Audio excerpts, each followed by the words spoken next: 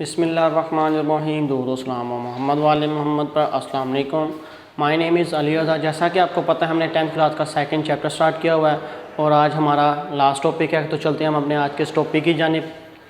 आज के टॉपिक में हमने ना कुछ स्टेटमेंट्स के बारे में पढ़ना है। स्टेटमेंट्स क्या होती हैं? जब हम नंबर लाइन के हिसाब से कोडिंग के थ्रू चाह रहे होते हैं तो वहाँ पे हमने मुख्तलिफ स्टेटमेंट्स दी होती हैं। जब हम ऑपरेटर देते हैं, ऑपरेटर को एक किसी न किसी हमने लाइन नंबर में लिखना होता है, किसी न किसी स्टेटमेंट की शक्ल में लिखना होता है। उन स्टेटमेंट्स के बारे में हम पढ़ेंगे कि वो स्टेटमेंट्स कैसे वर्किंग करती हैं और उन स्टेटमेंट्स के अंदर हम जो ऑपरेटर का यूज़ करते हैं वो कैसे वर्किंग कर रहे होते हैं। सबसे पहले जो हमारे पास है स्टेटमेंट, उसको असाइनमेंट स्टेटमेंट बोलते हैं। असाइनमेंट स्टेटमेंट का सिंटैक्स जो हमारे पास है, हमने सपोज कर दिया यहाँ पे आ जाएगा वेरिएबल का नेम और यहाँ पे एक्सप्रेशन या वो वैल्यू जो हम अपने वेरिएबल को देना चाह रहे हैं।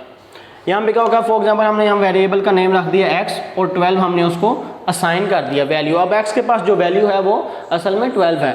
जब हम इसको असाइनमेंट स्टेटमेंट की शक्ल में लिखेंगे तो हम इसको एज इट इज़ ऐसे ही लिखते हैं, वेरिएबल का नेम और असाइनमेंट ऑपरेटर का यूज़ करके, और दूसरी साइड पे राइट साइड पर के एक्सप्रेशन लिख देते हैं, यानी वो वैल्यू लिख देते हैं जो हम करवाना चाह रहे हैं।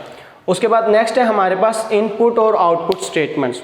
जैसा कि इनके नाम से ही पता चल रहा है कि इनपुट और आउटपुट। इनपुट स्टेटमेंट्स के अंदर हम यूज़र से इनपुट लेते हैं। यूज़र को कहते हैं कि वो अपनी मर्ज़ी की वैल्यू एंटर करे। मुख्तलिफ़ किस्म के सॉफ्टवेयर जब हम बना रहे होते हैं तो बाज़ औक़ात हमें यूज़र से भी वैल्यू लेनी पड़ जाती है, या बाज़ औक़ात जैसे आपका कैलकुलेटर है, कैलकुलेटर में क्या होता है, जो हमारा यूज़र होता है वो अपनी मर्ज़ी से जो एडिशन करना चाह रहा है या सब्ट्रैक्शन करना चाह रहा है, मल्टीप्लिकेशन करना चाह रहा है, वो अपनी मर्ज़ी से वैल्यू उसको ऐड करता है। हम उससे क्या करते हैं, उससे इनपुट लेते हैं। कुछ स्टेटमेंट्स ऐसी होती हैं जहाँ पे हमें यूज़र से इनपुट लेनी होती है, उसके लिए हम इनपुट स्टेटमेंट का यूज़ करते हैं। जबकि इसके बिल्कुल उलट बाज़ औक़ात हम आउटपुट स्टेटमेंट को प्रिंट स्टेटमेंट्स के ज़रिए भी शो करवा देते हैं। जो हम चाह रहे हैं कि ये हमारे पास आउटपुट शो हो, हम उसको आउटपुट स्टेटमेंट्स के थ्रू हम उसको शो करवा लेते हैं। नेक्स्ट है हमारे पास रीड डाटा स्टेटमेंट। यहाँ पे क्या होता है, हमारे पास मुख्तलिफ़ किस्म के वेरिएबल होते हैं। उन वेरिएबल के अंदर हम अपने मुख्तलिफ़ किस्म की वैल्यूज़ को स्टोर करवा देते हैं। सबसे पहले क्या करता है, जो हमने अपने रीड स्टेटमेंट हमारी उन वैल्यूज़ को रीड करती है। फॉर एग्जांपल यहाँ पे एक एग्जांपल ले लेते हैं। फॉर एग्जांपल हमारे पास 3 किस्म के वेरिएबल हैं, x, y और z।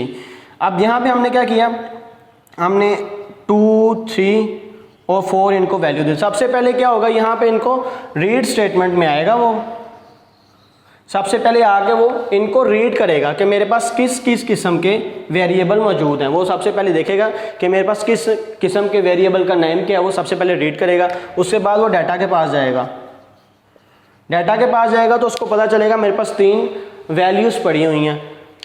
वो उसको पता चलेगा कि x को मैंने 2 देनी है, y को 3 देनी है और z को मैंने 4 देनी है। अब हमने क्या किया, अब हम चाह रहे हैं कि हमें इन वैल्यूज़ का सम हमारे पास आए, तो हम एक न्यू स्टेटमेंट लिख देंगे सम और कर देंगे x प्लस वाई प्लस जी। अब यहाँ पे क्या होगा, यहाँ पे x के अंदर आपको पता है हमारे पास 2 स्टोर है, y के अंदर हमारे पास 3 है और z के अंदर हमारे पास 4 है। हमारे पास इनकी सम करके कैलकुलेशन करके हमारे पास जो वैल्यू आ जाएगी वो हमारा फाइनल आउटपुट होगी, हमारा फाइनल रिजल्ट होगा। सबसे पहले क्या होता है, जो डाटा होता है उसको रीड किया जाता है। रीड स्टेटमेंट्स के थ्रू डाटा को रीड किया जाता है कि हमारे पास किस किस्म का वेरिएबल आया है। रीड करने के बाद वो डाटा के पास जाता है कि उस जो हमने वेरिएबल दिया उसके अंदर जो वैल्यू है वो स्टोर किया है। स्टोर करने के बाद हमने उसको किस ऑपरेटर का इस्तेमाल करते हुए हमने उसको क्या वर्किंग दी है कि उसने मल्टीप्लाई करना है, उनको सब्ट्रैक्ट करना है या उनको ऐड करना है, या कोई और भी ऑपरेटर यूज़ हो सकता है। तो हम वहाँ पे देखने के बाद हमारा जो फाइनल आउटपुट है वो हमारे पास शो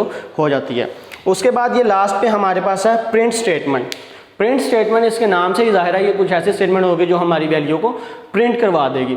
यहाँ पे हम क्या करते हैं, जो वैल्यू हमारे पास आ गई है हम उसको प्रिंट करवाना चाह रहे हैं। फॉर एग्जांपल यही वैल्यू जो हमारे पास सम की वैल्यू आई है, अगर हम इसको प्रिंट करवा देंगे तो हमारे पास हमारी जो फाइनल आउटपुट है, जो हमारा रिजल्ट है, इनको ऐड करके इनको प्लस करके हमारे पास जो आंसर आएगा वो उसको आउटपुट में हमारे पास शो करवा देगा। प्रिंट स्टेटमेंट्स के ज़रिए जो हमने अपनी वर्किंग की होती है उसका जो फाइनल रिजल्ट है उसको हम देख सकते हैं। सो डियर स्टूडेंट्स, आज के लेक्चर में इतना ही। मिलते हैं हम अपने अगले वीडियो लेक्चर में, तब तक के लिए अल्लाह हाफिज़।